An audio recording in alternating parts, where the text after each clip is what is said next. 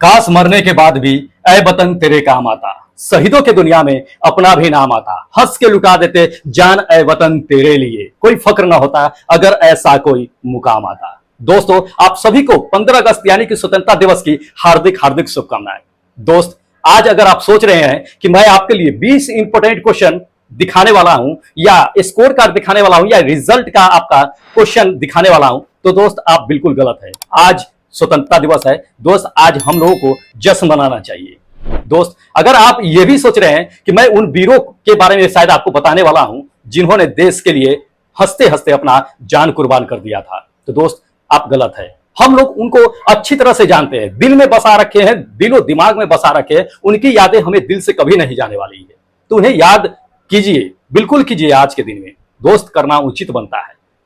मैं उन सभी को दिल से सैल्यूट करता हूं जिन्होंने देश के आजादी के लिए लड़ाई लड़ी थी और अपना जान तक निछावर कर दिया था। मैं उन सभी को दिल से नमन करता हूं दोस्त। लेकिन आज जो हम जानने वाले हैं वो भी देश के विकास में काफी महत्वपूर्ण भूमिका निभाई है और आपको भी जानना चाहिए। जी हाँ दोस्तों, मैं बात कर रहा हूं विज्ञान डेवलपमेंट की, यानी साइंस डेवलपमेंट की। दोस्त, 1947 से लेकर के 2024 तक साइंस ने क्या क्या डेवलपमेंट किया और देश को किस तरह से अपने शीर्ष तक ला करके खड़ा कर दिया, दोस्त आज हम उसके बारे में जानेंगे। जी हाँ दोस्तों, वैसे हम लोग महात्मा गांधी, चंद्रशेखर आजाद, सुभाष चंद्र बोस, इन सभी को अच्छी तरह से जानते हैं। दिलो दिमाग में इतना अच्छी तरह से बैठ चुका है कि उन्हें कभी भुला ही नहीं सकते हैं। जी हाँ दोस्तों, लेकिन उनके साथ साथ हमें उन सभी को भी याद करना चाहिए जो देश की भूमिका निभाई है, देश के विकास में भूमिका निभाई है। जी हाँ दोस्तों, तो चलिए आज हम साइंस के डेवलपमेंट की बात करते हैं। दोस्त, आजादी के बाद 1958 में डीआरडीओ की स्थापना किया गया था। कितना? 1958 में डीआरडीओ की स्थापना किया गया था। क्यों किया गया था? दोस्त, भारत की सीमा और उन्नत सुरक्षा के लिए डीआरडीओ की स्थापना किया गया था। आज अगर हम बात कर ले डीआरडीओ के पास, तो दोस्त उस समय की तुलना में अभी डीआरडीओ के पास छोटे से लेकर के बड़े विमान है, छोटे से लेकर के बड़े हथियार है, तोपखाने सिस्टम है, तोपखाने प्रणाली है, इलेक्ट्रॉनिक वार है, उनके पास प्रणाली है, टैंक और बख्तरबंद जो बोलते हैं बाहर वो है, सोनार प्रणाली है, कमांडर और नियंत्रण प्रणाली, मिसाइल, बहुत ऐसे दोस्त प्रणाली सिस्टम उनके पास में है जो आज देश को काफी ऊंचा तक ला करके खड़ा कर दिया है। डीआरडीओ को एक सैल्यूट तो बनता है इसके लिए। उसके बाद हम आते हैं दोस्त, जब देश आजाद हुई तो उसके बाद आया 1960 में शायद आपको पता होना चाहिए कि हरित क्रांति आया था। जी हाँ, 1960 के दशक में क्या हरित क्रांति, उस समय क्या हुआ दोस्त, आपको अच्छी तरह से पता है कि देश जब आजाद हुआ था उससे पहले कि अपनी फसलों की क्या दुर्दशा थी।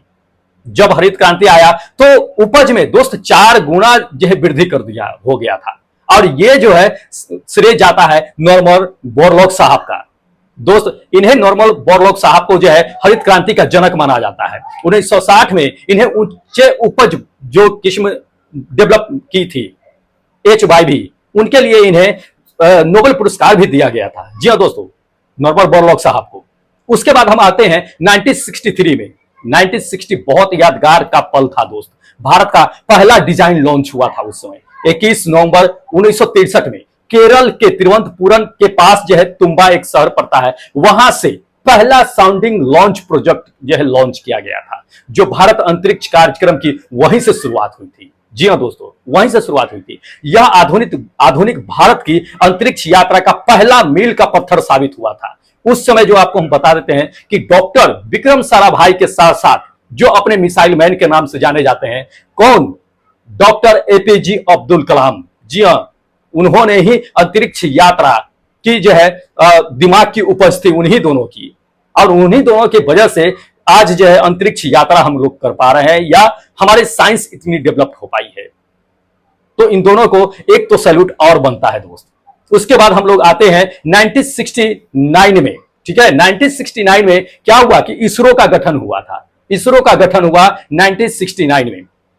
यह इसलिए हुआ कि विज्ञान को विकसित किया जा सके, राष्ट्र के विकास में उपयोग किया जा सके, इसका उद्देश्य यही था। साथ ही साइंस की खोज की जा सके और अंतरिक्ष विज्ञान के में रिसर्च किया जा सके और आगे बढ़ा जा सके। जैसे दुनिया आगे बढ़ रही थी वैसे इसरो भी अपना स्थापना करके और लोगों के साथ और दुनिया के साथ जो है आगे बढ़ना चाहती थी। दोस्त, इसरो की जो स्थापना हुई थी उनके अपने पूर्वज थे इंस्कोपार।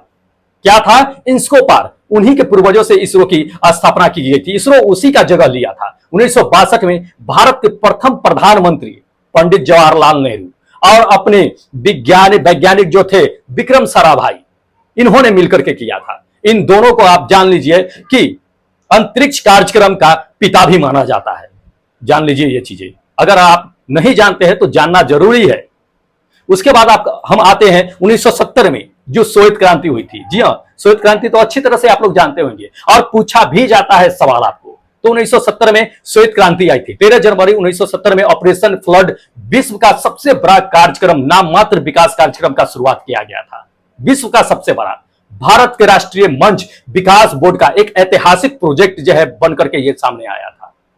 उसके बाद जो आया 1975 में, 1975 में, जी हाँ दोस्तों, 1975 भी काफी यादगार है, जो पहला उपग्रह आर्यभट्ट लॉन्च किया गया था।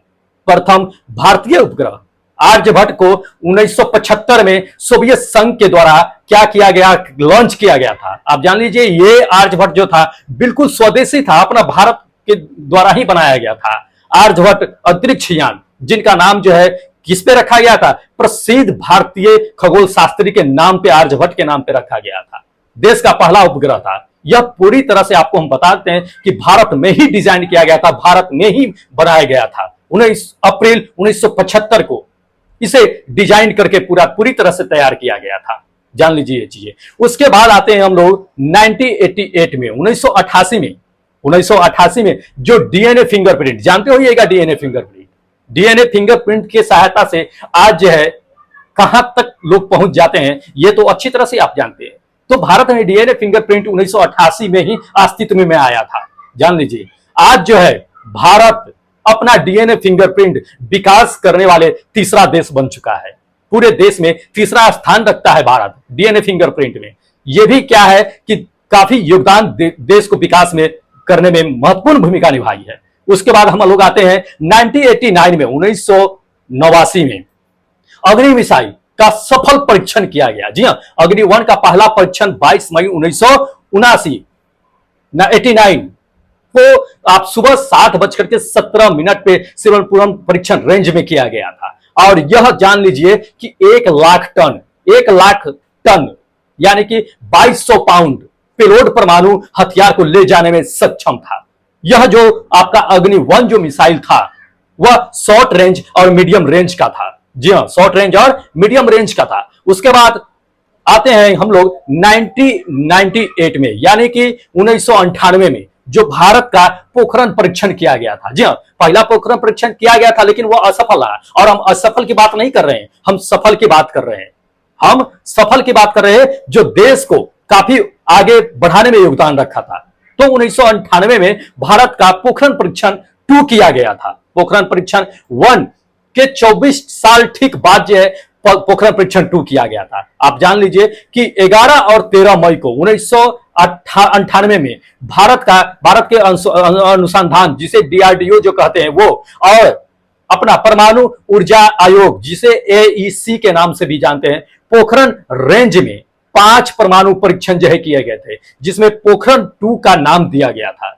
क्या दिया गया था? पोखरण 2 का नाम दिया गया था। उस समय मैं आपको बताता हूं कि इसके सलाहकार और निर्देशक के रूप में एपीजे अब्दुल कलाम काम कर रहे थे और परमाणु ऊर्जा विभाग काम कर रही थी, जिसे डीएई कहते हैं।